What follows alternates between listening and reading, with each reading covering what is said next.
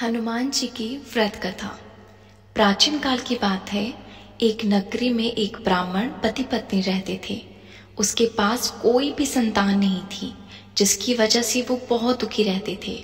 हर बार की तरह इस बार भी ब्राह्मण वन में पूजा करने के लिए गए और वह ब्राह्मण वन में बैठकर पूजा करने लगा तथा पूजा होने के बाद वह हनुमान जी से पुत्र प्राप्ति के लिए प्रार्थना करने लगा।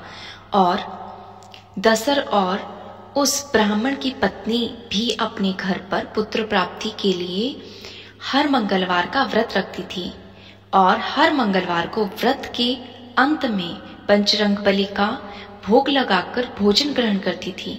व्रत के एक दिन वह ब्राह्मणी किसी कारण ना भोजन तैयार कर सकी और ना ही हनुमान जी को भोग लगा सकी।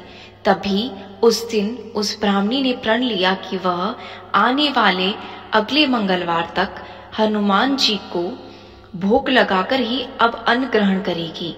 भूखे प्यासे 6 दिन के बिताने के बाद वह मंगलवार के दिन वह ब्राह्मणी बेहोश हो गई और तब उसकी इस निष्ठा, त्याग एवं सच्ची लगन व भक्ति को देखकर हनुमान भगवान जी बहुत प्रसन्न हुए और उस ब्राह्मणी को दर्शन दिया और कहा कि वह उस ब्राह्मणी से बहुत प्रसन्न है और उसे पुत्र प्राप्ति का वर देते हैं तथा वर स्वरूप उस ब्राह्मणी को हनुमान जी पुत्र देकर अंतर ध्यान हो जाते हैं।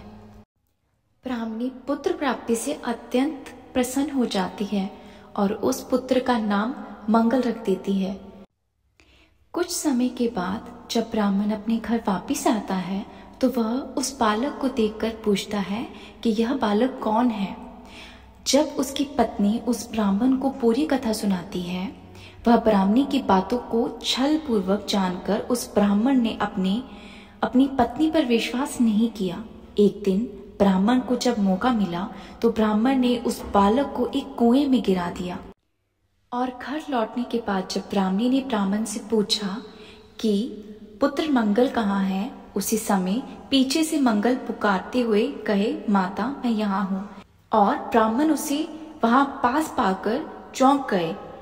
उसी रात हनुमान जी ने ब्राह्मण को सपने में दर्शन देकर कहा कि वह पुत्र उन्होंने ही ब्राह्मणी को दिया है तथा सच जानकर ब्राह्मण अति प्रसन्न हुए और ब्राह्मण पति पत्नी नियमित रूप से हर मंगलवार का व्रत करने लगे।